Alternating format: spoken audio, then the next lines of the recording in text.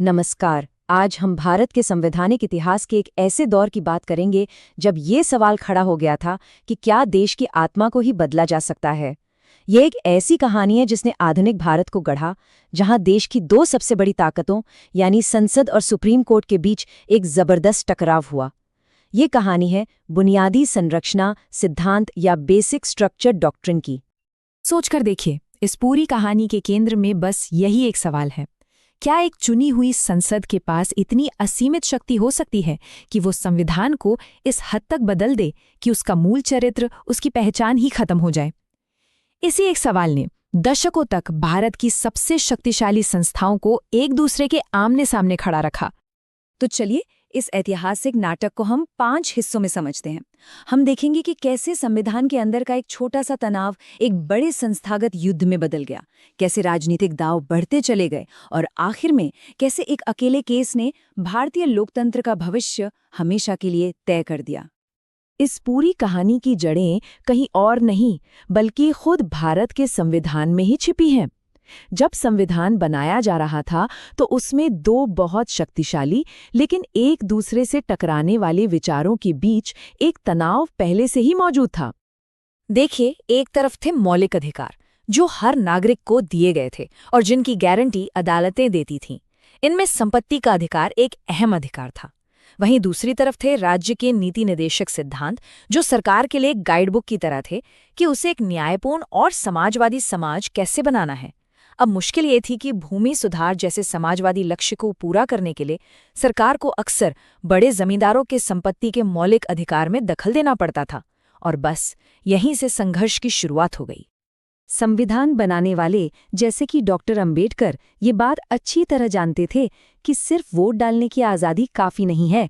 उनका ये पक्का मानना था कि अगर सामाजिक और आर्थिक बराबरी नहीं होगी तो भारत का लोकतंत्र खोखला रह जाएगा।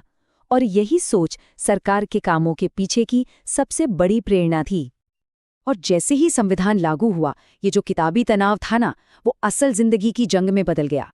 भारत की दो सबसे शक्तिशाली संस्थाएं, चुनी हुई संसद और स्वतंत्र न्यायपालिका, एक दूसरे के आमने सामने आ गई। हुआ ये कि नेहरू सरकार ने निदेशक सिद्धांतों पर काम करना शुरू किया। उन्होंने जमींदारी प्रथा खत्म करने और जमीन को गरीबों में दोबारा बांटने के लिए कानून बनाए। ये सामाजिक न्याय की दिशा में एक बहुत बड़ा कदम माना गया। लेकिन जब जमींदारों ने इन कानूनों को अदालत में चुनौती दी तो सुप्रीम कोर्ट ने उनके हक में फैसला सुनाया। कोर्ट का कहना था कि सरकार सामाजिक लक्ष्य हासिल करने के लिए किसी के मौलिक अधिकारों, खासकर संपत्ति के अधिकार का हनन नहीं कर सकती। यहाँ से कहानी में एक नया मोड़ आता है। संसद ने हार नहीं मानी। 1991 में सरकार पहला संविधान संशोधन लेकर आई। इसने न सिर्फ भूमि सुधार कानूनों को बचाया बल्कि एक बहुत ही शक्तिशाली चीज बनाई, 9वीं अनुसूची। इसको आप एक तरह की कानूनी तिजोरी समझ लीजिए। सरकार किसी भी कानून को इस अनुसूची में डाल सकती थी और एक बार वो कानून इसके अंदर चला गया तो फिर कोई भी अदालत उस पर सवाल नहीं उठा सकती थी, भले ही वो मौलिक अधिकारों का ही उल्लंघन क्यों ना कर रहा हो। खैर, सालों तक ये खींचतान चलती रही, लेकिन 1967 में गोलकनाथ केस में सुप्रीम कोर्ट ने एक ऐसा फैसला सुनाया जिसने सब कुछ हिलाकर रख दिया। 11 जजों की बेंच ने 6-5 के बेहद करीबी बहुमत से ये कह दिया कि संसद के पास मौलिक अधिकारों को छूने तक की शक्ति नहीं है, उनमें बदलाव करना तो बहुत दूर की बात है। इस एक फैसले ने इस लड़ाई को एक बिल्कुल नए स्तर पर पहुंचा दिया और एक बहुत बड़े टकराव की नींव रख दी। अब इस कहानी में एंट्री होती है प्रधानमंत्री इंदिरा गांधी की। उनके आने के बाद ये कानूनी लड़ाई एक हाई स्टेक पॉलिटिकल वॉर में बदल गई, जहां सत्ता और विचारधारा का सीधा टकराव हुआ। देखिए, इंदिरा गांधी उस वक्त एक मुश्किल दौर से गुजर रही थीं। 1967 के चुनावों में कांग्रेस की पकड़ कमजोर हो गई थी, तो अपनी स्थिति मजबूत करने के लिए उन्होंने बैंकों का राष्ट्रीयकरण और राजघरानों को मिलने वाले प्रिवी पर्स को खत्म करने जैसे बड़े साहसिक कदम उठाए। लेकिन सुप्रीम कोर्ट ने उनके इन दोनों ही कदमों को रद्द कर दिया। इससे नाराज होकर इंदिरा गांधी ने गरीबी हटाओ के नारे पर चुनाव लड़ा और 1971 में एक जबरदस्त जीत के साथ सत्ता में लौटी। अब उनके पास अदालत से हिसाब बराबर करने की पूरी राजनीतिक ताकत थी। और उन्होंने बिल्कुल वही किया।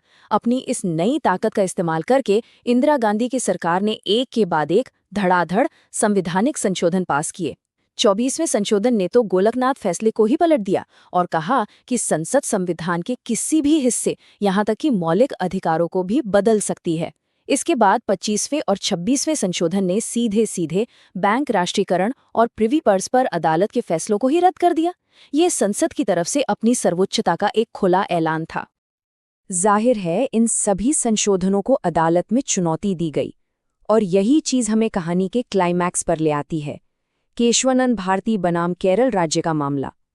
ये वो आखिरी टकराव था जहां ये तय होना था कि भारतीय लोकतंत्र का असली मतलब क्या है।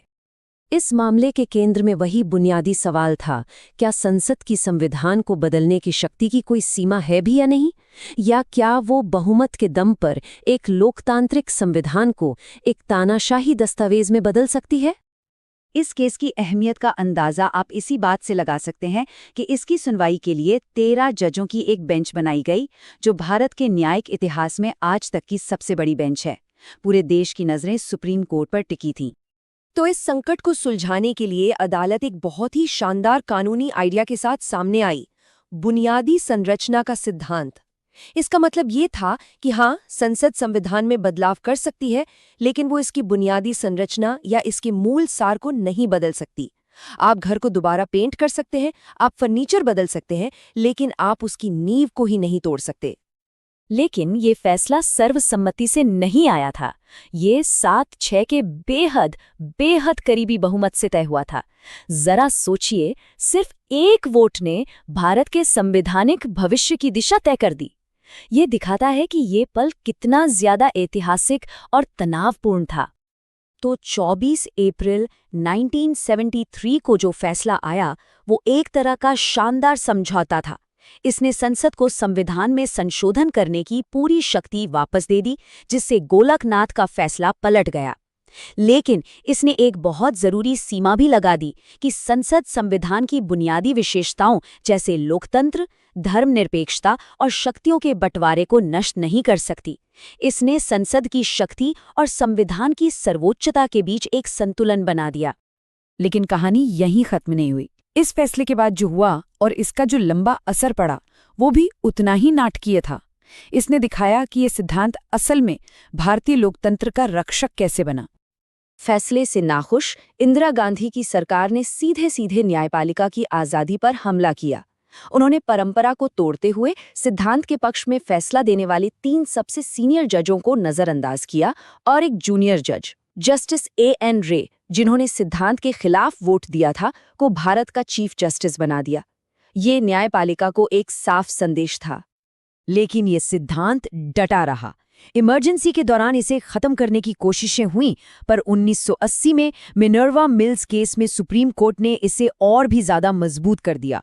फिर 1981 में वामन राव केस में अदालत ने एक और बड़ी बात कही कि 24 अप्रैल 1973 के बाद 9वीं अनुसूची में डाले गए किसी भी कानून की भी समीक्षा हो सकती है, ये देखने के लिए कि कहीं वो बुनियादी संरचना का उल्लंघन तो नहीं कर रहा।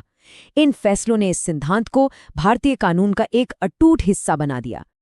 तो आज इस सिद्धांत का क्या मतलब है? ये भारतीय लोकतंत्र का एक सुरक्षा वॉल्व है।